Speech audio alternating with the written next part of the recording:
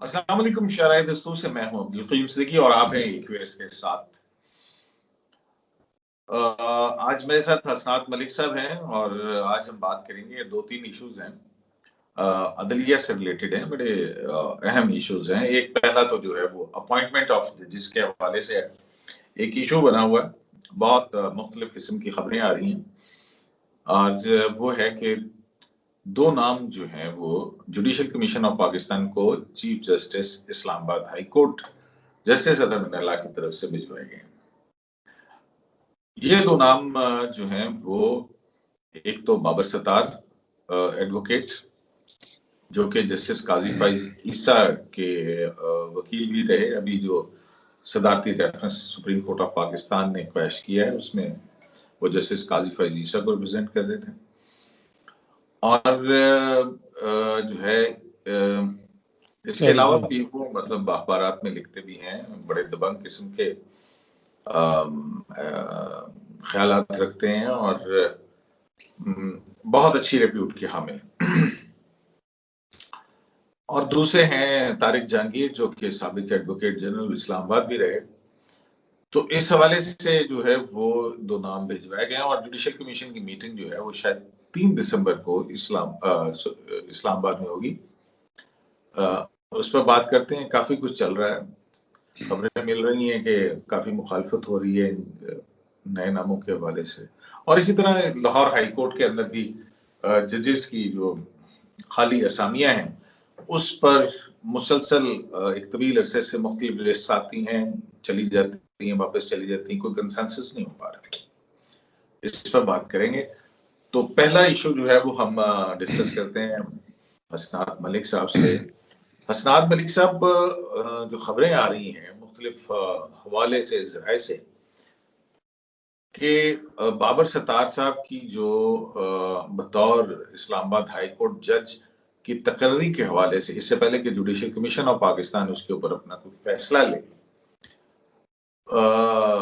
मामला को पेचीदा करने की कोशिश हो रही है, काफी मुखालफत हो रही है। क्या वजूहात हैं बाबर सत्तार साहब की मुखालफत की? शुक्रिया क़य्यूम साहब। जैसा कि आपने बाबर सत्तार साहब के हवाले से अपने तारफी कलमात में बताया कि वो कॉलमिस्ट भी हैं और रिपोर्ट कार्ड में भी उनके वो मतलब वहाँ भी अपने जो है ओपिनियन एक्सप्रेस करते हैं। तो यानी वो जब स्टूडेंट थे उस वक्त से वो न्यूज़ में लिखना, यानी 95 से हमारे दोस्त हैं additional attorney general Tariq Khokhar साहब जो तकरीबन उनको 25-30 साल से जानते हैं। तो वो बता रहे थे कि जब ये स्टूडेंट थे तो तब से ये न्यूज़ में लिख रहे थे और वो उन्हें बड़े करीबी जानते हैं और वो हालांकि वो एडिशनल अटॉर्नी जनरल हैं गवर्नमेंट के। तो वो कहते हैं कि उनकी कॉम्पिटेंसी पे कोई डाउट नहीं है और बेस्ट चॉइस होगी मतलब उनकी अपॉइंटमेंट। ताहम जो बात आ रही है वो आ रही है गवर्नमेंट की तरफ से और खासकर प्राइम मिनिस्टर इमरान खान, जो पता चला है कि 2 दिन पहले को कैबिनेट में भी उन्होंने इस हवाले से खूब बात की है कि बाबर सत्तार साहब की अपॉइंटमेंट के हवाले से रिजर्वेशन शो की है। अब देखना होगा क्योंकि फरोग नसीम साहब के बारे में ये बात है जो आ रही है कि गवर्नमेंट के सोर्सेज बता रहे हैं कि फरोग नसीम साहब को कि ये है कि जी उनको कि जी आप ये हमारा मैसेज दें कि जी ये जो अपॉइंटमेंट है इस पे हमारी रिजर्वेशन है। ये जो अटॉर्नी जनरल आपको पता है खालिद जावेद साहब तो है। देखिए ना कि जुडिशल कमीशन की अगर हैयत देखें हम, उसके अंदर कितने सुप्रीम कोर्ट के सीनियर जजेस होते हैं, चीफ जस्टिस होते हैं, सीनियर जज होते हैं, फिर उसके बाद सीनियर जज हैं, मतलब 5 जज गुलजार अहमद हैं, जस्टिस उमरता बंदियान हैं, जस्टिस काजी फैज ईसा हैं, जस्टिस मकबूल बाकर, जस्टिस मुशीर आलम और एक रिटायर्ड जज हैं जस्टिस मोहम्मद खान। और दूसरी तरफ जो है वो होंगे जाहिर है जिन्होंने नाम भिजवाए हैं जस्टिस सतर Minallah, justice Aamir Farooq, justice Aamir Farooq senior प्यूनल जज और बार का नुमाइंदा होगा और उसके बाद इस्लामाबाद अटॉर्नी जनरल पाकिस्तान और लॉ मिनिस्टर जी और पाकिस्तान बार इस्लामाबाद बार का नुमाइंदा रिप्रेजेंटेटिव जो है जी। तो ये है हैयत है और अक्सरियत से फैसले होते हैं। जी जी। तो इसमें हुकूमत अगर कोई एतराज करना चाहती है तो हुकूमत का क्या एतराज हो सकता है कि किसी के पॉलिटिकल ख्यालात की बुनियाद के ऊपर एतराज हो सकता है। क्योंकि जज ने तो देखिए फैसला करना होता है, जो उसके सामने शवाहिद जवाब आए हैं उसके मुताबिक उसने इंडिपेंडेंटली लॉ अप्लाई करना है, कॉन्स्टिट्यूशन देखना है, तो फैसला करना है। देखिए एक हमने देखा है, आप भी कयूम साहब 10 साल से मुझे भी हो गया कि सुप्रीम कोर्ट में एक साल से हार्मनी, बल्कि एक साल से नहीं, साकिब निसार साहब के टाइम से भी एक जो पीटीआई गवर्नमेंट के साथ एक हार्मनी रही है। बड़े जो एग्जीक्यूटिव के जो तल्लुकात हैं वो बड़े अच्छे रहे हैं। मतलब अगर कोई गाय बगाए रिमास आ जाए तो कोई आर्डर, एक भी नहीं आर्डर मेरा ख्याल है कि सुप्रीम कोर्ट से कोई ऐसा आर्डर आया हो जिसमें कोई परेशानी हो तरीके इंसाफ को, सिवाय वो जो खोसा साहब ने रिटायरमेंट से कोई 2 हफ्ते पहले जो एक एडवेंचर किया, वो आर्मी चीफ का नवंबर फिर आ गया है 28 नवंबर की, मुझे याद है 27-28, तो वो एक टाइम था। जी यही जी दिन थे, मतलब जी। 25 26 27 28 या 3-4 दिन जो hearings हुई थी। उसमें भी देखे ना, उन्होंने रिस्ट्रेन शो किया, 6 महीने दे दिए फिर। तो गुलजार साहब आए, अगर इनका भी अब टेनोर 1 साल होने वाला है, तो आप देखें तो इसमें कोई किसी किस्म की हार्मलेस पब्लिक इंटरेस्ट लिटिगेशन हुई है, कोई एग्जीक्यूटिव को परेशानी नहीं हुई किसी किस्म ये की। वैसे अच्छी बात नहीं है, और अच्छी बात है, बिल्कुल आप और हम भी तो तनकीद करते रहते हैं कि एग्जीक्यूटिव के मामलों के अंदर जुडिशियल इंटरफेरेंस वैसे ही अच्छी नहीं लगती है यार। बिल्कुल उसकी वजह से जो है वो काफी प्रॉब्लम्स होते रहे, तो बिल्कुल एग्जीक्यूटिव अपनी रिस्पांसिबल एक्ट की। बिल्कुल, मैं तो कहता हूं कि इसको वेलकम करना चाहिए, और यही जो है ना जुडिशरी को होना चाहिए कि वो अपोजिशन का रोल अदा नहीं करना चाहिए। लेकिन क्या वजह है कि पीएमएलएन के दौर में और पीपल्स पार्टी के दौर में यही, मतलब अपोजिशन जिस तरह टफ टाइम और 2 प्राइम मिनिस्टर फारे हुई है, तो खैर। लेकिन अब अगर जुडिशरी जो है वो, मतलब जुडिशियल रिस्ट्रेन का मुजाहरा और एग्जीक्यूटिव के मामलात में नहीं इंटरफेयर कर रही, तो ये इसको वेलकम करना चाहिए, और हम वेलकम करते हैं इस हवाले से। तो अब इस हवाले से जो हार्मनी है, तो वो आपको पता है, वो मैसेज ये होता है कि जी बताएं ये वो। लेकिन पता चला है कि फरोग नसीम साहब, अभी हमारे सीनियर जर्नलिस्ट हैं नासिर इकबाल साहब, उनसे उनकी बात हुई तो उन्होंने कहा जी मेरा कोई किसी किस्म का नहीं है रिजर्वेशन, ये वो। आपको बात नासिर इकबाल साहब ने बताई है? जी जी जी जी जी, नासिर इकबाल साहब ने, फरोग नसीम साहब से मेरी बात नहीं हुई, क्योंकि अगर मेरी बात हो जाती तो मामला, तो क्योंकि ये गवर्नमेंट सोर्सेज से ही आ रहा है मैसेज, तो मामला हल हो जाता, आपकी बात हो जाती तो नहीं, क्लियर हो जाता, क्लियर हो जाता कि क्या फरोग नसीम साहब के माइंड में क्या है। वो साहब की जो है वो उससे गुफ्तगू के ऊपर कोई तशकीक का शिकार है आपके? नहीं, वो बातें छुपाई हैं? नहीं छुपाई नहीं है, लेकिन नासिर साहब कह रहे हैं कि मुझे फिर भी, अगर उन्होंने कह भी दिया है, लेकिन मुझे नहीं है यकीन कि वो जो है ना वो स्पोर्ट या वो, तो वो नासिर साहब की ओपिनियन है। तो मुझे तो, क्योंकि जब मेरी बात नहीं, जहां तक बात है यूम साहब, वो ये है कि हम पहले ये कर रहे थे कि क्या इनफॉर्मल, अमूमन नाम जाता है जब हाई कोर्ट से, तो क्या इनफॉर्मल कंसल्टेशन हुई है चीफ जस्टिस ऑफ पाकिस्तान और सीनियर पुनी जज या सीनियर जजेस जो सुप्रीम कोर्ट के हैं उनसे नहीं हुई है इनफॉर्मल या नहीं? तो मेरे जो जराये से जो हमें पता चला है वो है कि इनफॉर्मली जो नाम इनिशिएट ऑफिशियल होने से पहले कन्वे किया गया और बाकायदा इनफॉर्मल कंसल्टेशन हुई है। तो मेरा ख्याल है जब इनफॉर्मल कंसल्टेशन हुई है, तो अब जुडिशरी की तरफ से तो मेरा ख्याल है इसी तरह किसी तरह भी कोई चांस बहुत कम है कि गो के कोई रिपोर्ट आ जाए, क्योंकि आपको पता है रिपोर्ट, गो की एजेंसीज की रिपोर्ट जो है वो अब जुडिशियल कमीशन में प्लेस नहीं हो सकती, और उसकी बुनियाद पे किसी को फारिग या रखा नहीं जा सकता। लेकिन जब इनफॉर्मली कंसल्टेशन भी हुई, तो ये गालिब इम्कान है कि जुडिशरी की तरफ से मेरा ख्याल है कि कोई अपोजिशन नहीं होगी।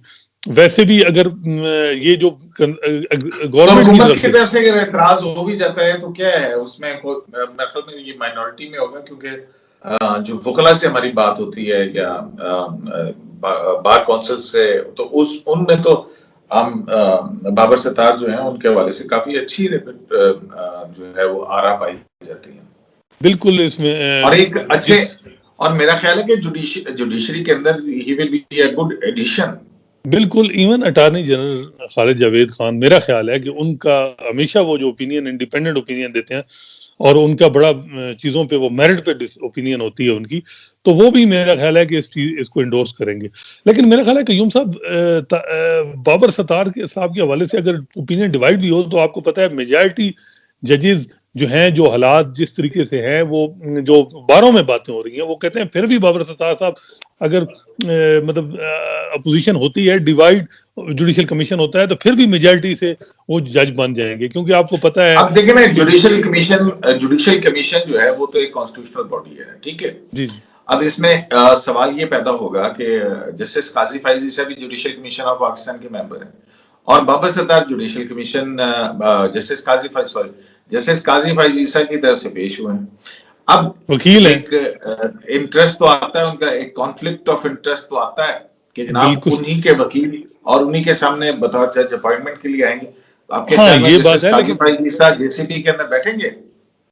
बिल्कुल, लेकिन इसी तरह फिर फरोग नसीम साहब मुखालिफ वकील थे, क्या उनको एज ए लॉ मिनिस्टर उनकी अपोजिशन करनी चाहिए? क्या अगर लॉ मिनिस्टर फरोग नसीम साहब अपना वोट देते हैं तो फिर जस्टिस काजी फाइजा को करना चाहिए जुडिशियल कमीशन? अगर फरोग नसीम साहब भी कहते हैं कि मैं इस पे कोई नहीं, क्योंकि हमारे खिलाफ पेश हुई हैं और हम अभी जो केस है और या इनकी वो अपना मतलब अभी तो रिव्यू जो है उसमें पेंडिंग है। जी नहीं, लेकिन वो उन्होंने पहले ही विड्रॉ कर गए हैं। वो एज ए वकील जब 19 जून का फैसला आया था तो मेरा ख्याल है उसी दिन उन्होंने जस्टिस काजी फाइजा को कर दिया था कि आई विल। जी हाँ, उससे पहले फिर उन्होंने ट्वीट्स भी की थी उसके हवाले से। तो अगर फरोग नसीम साहब जुडिशियल कमीशन में अपनी ओपिनियन देते हैं तो फिर जस्टिस काजी फाइजा को मेरा ख्याल है देनी चाहिए। लेकिन अगर फरोग नसीम साहब कहते हैं कि मैं नहीं दूंगा, क्योंकि मेरा एक बायस की बात भी आ सकती है, क्योंकि मेरे मतलब मुखालिफ ये वकील पेश हुए हाई प्रोफाइल केस जिसमें वो लॉ मिनिस्टर को मेरे जरा ये कहते हैं कि उन्होंने जब मेरे जरा ये कहते हैं कि जब उन्होंने बाबर सत्तार से इस हवाले से बात की तो उन्होंने कहा कि मुझे सबसे ज्यादा खतरा ही काजी फैज ईसा साहब से कहते कि जराए के मुताबिक कि बाबर सत्तार साहब, हाँ, बाबर सत्तार साहब से किसी शख्स ने, मेरे एक जरिए है, कांटेक्ट है हमारा दरमियान में, उससे बात की। उसने जब यही सवाल उनसे किया तो उन्होंने कहा कि हाँ, मुझे सबसे ज्यादा डर भी उन्हीं से लगता है। नहीं, इसमें तो कोई शक नहीं है कि जैसे काजी फैज साहब का कोई भी अब ये कहें कि वो किसी के मतलब कोई कहे कि जी वो किसी का वो कर दें तो वो बड़ा मुश्किल हो, क्योंकि उनका यही तो मसला है। कई लोग अगर वो इस तरह के होते तो ये अब इस वक्त तनहा ना रहते।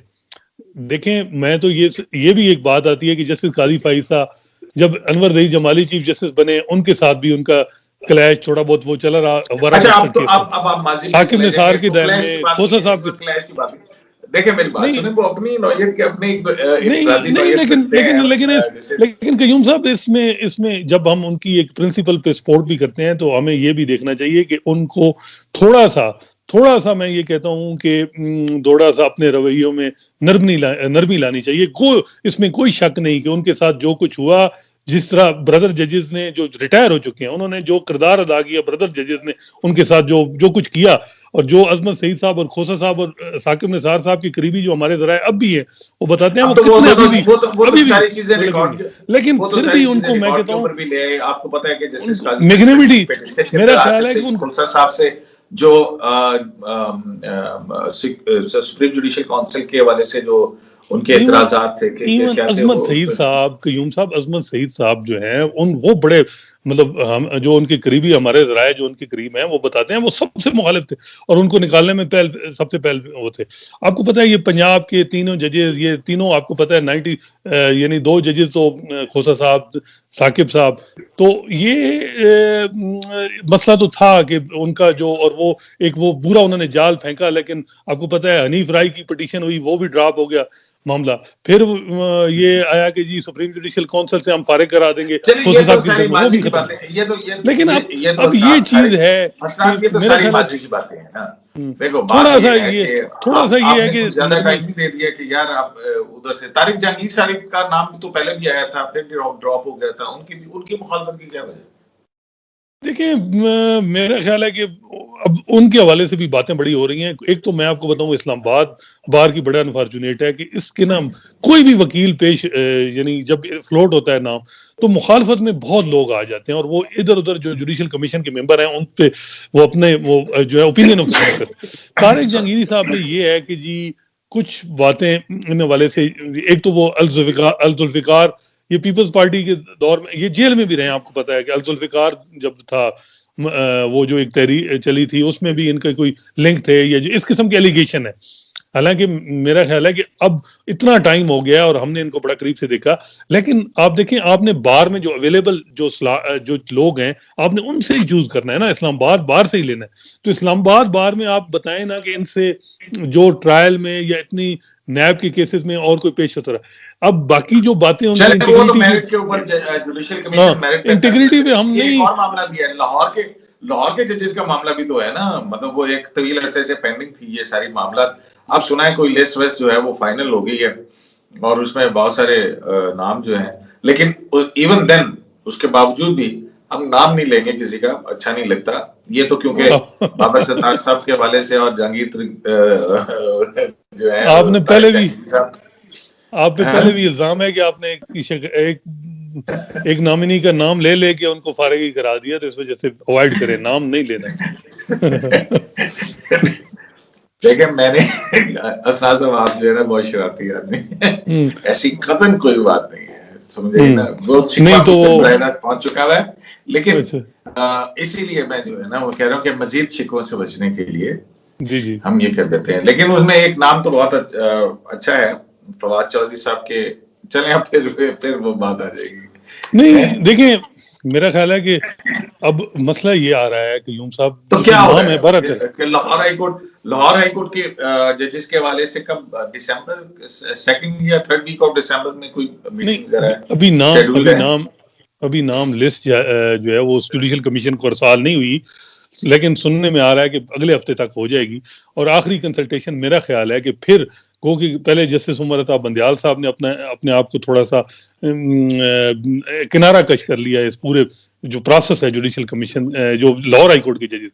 नहीं तो लोग बातें भी तो नहीं मानते ना ऊपर से, नहीं मेरा ख्याल है कि नहीं, वो इस तरह की बातें नहीं, तो बनती थी ना, नहीं बातें नहीं, वो मेरा ख्याल है कि वो वैसे भी एक मामला है कि क्योंकि उन पे बहुत ज्यादा खामखा उन पे ब्लेम आना शुरू हो गया था, तो मतलब कि जी वो प्रोसेस डिले हो रहा है क्योंकि वो नाम नहीं कर रहे, मतलब किसी को ग्रीन सिग्नल नहीं दे रहे और किसी को, तो उन्होंने मेरा ख्याल है उन्होंने कहा कि ठीक है अब मैं जुडिशियल कमीशन में ही अपनी ओपिनियन दूंगा और ये वो।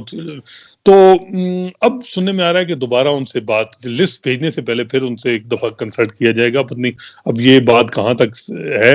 लेकिन ये है कि 12-13 नाम जो है शॉर्ट लिस्ट हो गए हैं, उसमें से आपको भी पता है कि बहुत से अच्छे नाम हैं, और इस दफा अच्छी बात है कि अच्छे लोग एक्टिविस्ट, जो ऐसे लोग भी जो इनकी मतलब जो एक्टिव रहे हैं मतलब और मुख्तलिफ, तो मेरा ख्याल है कि बार के भी लोगों को भी इस दफा अकोमोडेट, 3 जो सुपीरियर बार के रिप्रेजेंटेटिव्स हैं उनके भी करीबी लोग, गवर्नमेंट के भी, तो और नहीं अब देखिए ना, आपके दोस्त हैं उनके चैम्बर से भी तो है ना एक साथ। हाँ बिल्कुल, और भी बहुत लोग हैं। देखिए बात ये है कि यूम साहब, मसला ये है कि जो नामिनी होना चाहिए वो ये ना चाहिए कि कितने जज जो हैं वो सिविल के एक्सपर्ट हैं, कितने लॉ क्रिमिनल के एक्सपर्ट हैं, कितने मतलब और भी बैंकिंग या ये। अब हो क्या रहा है वो ये होता है कि अमूमन बार भी अपने प्रेशर डालती है, वो भी अपने 2-3-4 अपने जो करीबी लोग हैं उनको अकोमोडेट कराने के लिए, फिर जो चीफ जस्टिस होते हैं उनका भी कोई ना कोई होता है कि जी 2-4 नाम जो उनकी समझ में बेहतर हों वो उनको भी करते हैं। अब लेकिन इस दफा साउथ पंजाब से भी लोग आ रहे हैं, 3-4 भावलपुर से, मुल्तान से और भी मुख्तलिफ। तो एक तनवीर साहब हैं, तनवीर वो जो मतलब आप फिर नाम ले लिया यार, आप फिर जाती करते हैं। हाँ, नहीं लेकिन वो अच्छे मतलब हैं कि जस्टिस आमिर फारूक के साथ उन्होंने काम किया, और फिर और भी तो वो मतलब उनका नाम भी है, लाहौर से हैं, और भी अच्छे नाम हैं। मेरा ख्याल है कि हमें अभी फिलहाल इस पे रेस्ट्रेंट शो करना चाहिए जब तक जुडिशियल कमीशन में आए और उस हवाले से कोई बात हो, क्योंकि 2 साल से जो है ये जो अपॉइंटमेंट है ये डिले हो रही है। तो कम से कम प्रोसेस तो इनिशिएट हो ना, कि 20 आसामियां खाली हैं लाहौर हाई कोर्ट में और ये जल्दी खत्म हो मामला, तो बेहतर है कि थोड़ा हम भी वेट कर लें। हाँ चलें ठीक है जी, हम वेट कर लेते हैं, जब ये जज बनेंगे तो फिर उसके बाद जो है हम इसके ऊपर जरूर एक प्रोग्राम करेंगे और कोशिश करेंगे कि जाना जाए कि कौन किसका कहां से कौन सा ताल्लुक है, किस चैम्बर से ताल्लुक है। ये वैसे बारों में बड़ा तो हम कर सकते हैं कि नहीं कर सकते। यूम साहब, हर नॉमिनी के बारे में जब पूछा जाता है कि ये कौन है तो वो कहते हैं जी फलां का ये है, फलां ये चीज कब खत्म होगी? जब कोई गुमनाम से नाम आएंगे जिनका कोई जो है ना सिफारिशी या मतलब मैं उनकी कॉम्पिटेंसी पे कोई डाउट नहीं कर रहा किसी भी नाम, लेकिन कोई ना कोई जो है वो रेफरिंग अथॉरिटी जो है, रेफरिंग अथॉरिटी, ये कब खत्म होगी? जब ये रेफरिंग विदाउट रेफर की हुई ये जो है ना लोग आ जाएंगे, और ये जो है ये चीज कब खत्म होगी? अभी अपॉइंटमेंट में मेरा ख्याल है बहुत ही अभी जो है ना इसकी इम्प्रूवमेंट की जरूरत है, और ये मेरा ख्याल है। लेकिन अब सबसे इम्पोर्टेंट बात कयूम साहब है, वो सुप्रीम कोर्ट में एक असामी भी खाली है, क्या वहां कोई सीनियरिटी की बुनियाद पे कोई जज आ रहे हैं, या फिर उसी तरह एक एक कोई जूनियर जज जो है वो ऊपर आएंगे, एलिवेट होंगे? क्या आपकी क्या खबर है? मेरी खबर तो यही है कि जो इस वक्त एग्जिस्टिंग लॉट है सीनियर जजेस की, उनमें से शायद किसी का नाम नहीं लिया जा रहा है। फिर एक मर्तबा कुर्रा फाल जो है वो किसी जूनियर जज के हाँ, मुझे भी ये नाम जो है वो निकलेगा। फिर और लेकिन ये किसी जूनियर लेकिन ये यूम साहब एक सेक्शन तो बहुत अब आप मुझे जो है वो किसी दूसरी तरफ ना घसीटे। नहीं, लेकिन ये मतलब जो लाहौर हाई कोर्ट के चीफ जस्टिस है उनके हवाले से क्या अंडरकट चल रहे हैं आपको पता है। फिर सिंध हाई कोर्ट के जो चीफ जस्टिस हैं उनके हवाले से जो अपॉइंटमेंट्स वाला केस है, अभी उमरता बंदयाल साहब ने पिछले हफ्ते उसकी समाअत की है। फिर एक मरहूम वकार सेठ साहब का मामला था, वो तो बेचारे अल्लाह उनको गरीक रहमत करे। तो उसके बाद ये है, और तो बलोचिस्तान के अंदर आपको बताइए कि क्या सूरत हाल है। तो फिर जो है ना वो कहीं ना कहीं जाके कुर्रा फाल जो है वो कहीं और निकल रहा है। चले नहीं, लेकिन ये बताएं, प्रोग्राम काफी लंबा हो गया तो नहीं मेरी ये कयूम साहब कि अगर सीनियरिटी को नहीं करते तो फिर ये मामला आएगा, और देखना पड़ेगा ना, क्योंकि हामिद खान ग्रुप इंडिपेंडेंट वो सिंध बार काउंसिल में पहले, और खैबर पख्तूनख्वा बार काउंसिल, इसी तरह क्या नाम है अमजद शाह साहब, ये बड़े टची हैं कि जी जजेस की अपॉइंटमेंट सीनियरिटी, एलिवेशन सीनियरिटी पे, तो ये क्या फिर बारों में रेजोल्यूशन आएंगी या क्या? क्योंकि ये तो बाहर वाले जाने हमेशा से होता है कि जब भी कोई अपॉइंटमेंट होती है। लेकिन आप देख लें कि once supreme court of Pakistan के अंदर जो अपॉइंटमेंट है वो तो एज ए न्यू अपॉइंटमेंट ली जाती है, और उसके लिए क्वालिफिकेशन जाहिर है कि हाई कोर्ट के अंदर 5 साल की सर्विंग होनी चाहिए। अब जो सीनियरिटी था, सीनियरिटी का प्रिंसिपल था, वो एक कन्वेंशन है, वो कि मैंडेटरी नहीं है, लेकिन वो बार-बार वायलेट हुआ, मतलब उसमें कोई ये हुआ, वो अडेयर नहीं हुआ सीनियरिटी नहीं हुआ मतलब। और लेकिन मैं खुद जाती तौर पे समझता हूँ कि कॉम्पिटेंसी की बुनियाद पे कयूम साहब आने चाहिए लोग, और सुप्रीम कोर्ट एपेक्स कोर्ट है, इसमें इस मामले के ऊपर फिर मेरी जो है ना वो मैं कॉम्पिटेंस, अगर कोई कॉम्पिटेंट नहीं होता तो फिर वो जज ही क्यों अपॉइंट होता? हाँ, ये बात है कि अगर वो सीनियर मोस्ट ओहदे तक पहुंच सकता है, एक शख्स chief justice of relevant high court के तक पहुंच सकता है, और वो सुप्रीम जुडिशियल और वो कयूम साहब सुप्रीम जुडिशियल काउंसिल का मेंबर भी हो सकता है, जो सारे चीज की मिस कोड ऑफ कंडक्ट। ऐसी क्या बात हो सकती है? लिहाजा ये बड़े ही आपको पता है कि कौन बनेगा चीफ जस्टिस। अच्छा कयूम साहब, एक और सवाल क्या होगा, ये सारी जो टाइमलाइन है इसको मद्देनजर रखते हुए बहुत सारी कंसिडरेशंस होती हैं, फिर जाके कहीं अपॉइंटमेंट होती है। लेकिन एक और सवाल है जो है वो आए। कयूम साहब, एक और सवाल है, आज मैं आपसे सवाल कर रहा हूँ कि मेजॉरिटी जजमेंट ने कहा था कि जजेस शुड बी रोल मॉडल। तो रोल मॉडल कौन से जजेस? एक मेजॉरिटी व्यू था और एक मिनॉरिटी व्यू था, ठीक है। अब रोल मॉडल उन्होंने बिल्कुल अपोजिट उस पे मतलब लिखा है, तो अब रोल मॉडल कौन से हैं? मतलब अब अगर हम मेजॉरिटी को देखें तो बिल्कुल उनका व्यू और है कि रोल मॉडल होना चाहिए और ये होना चाहिए वो, और मिनॉरिटी का व्यू बड़ा और डिफरेंट है। तो अब हम किसको ये चीज या ये जो इख्तिलाफ है, ये जूरिस्प्रूडेंस इसी तरह अच्छी बात है कि अवाल वो, आप इसको कैसे देखते हैं? नहीं देखें, बात तो ये है ना कि बिल्कुल रोल मॉडल होना चाहिए। अब आप मुझे जो है ना बड़ी खतरनाक हदों की तरफ घसीटने की कोशिश कर रहे हैं।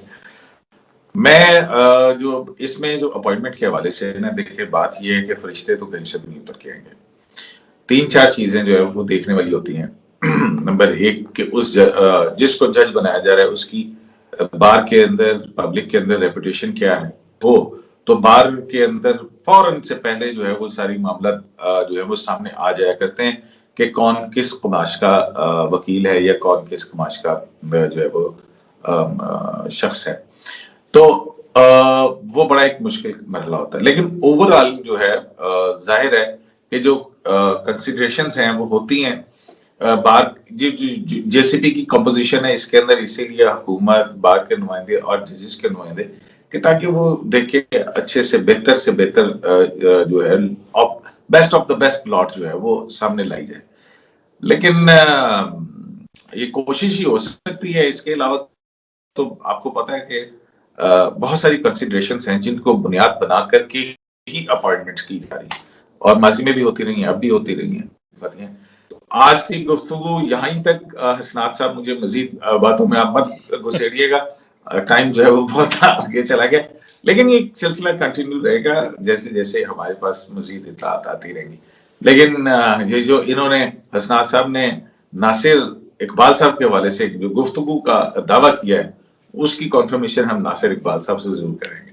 शरायत रसूल से अब्दुल करीम सिद्दीकी को इक्वेस्ट लाइव से इजाजत दीजिए। अल्लाह के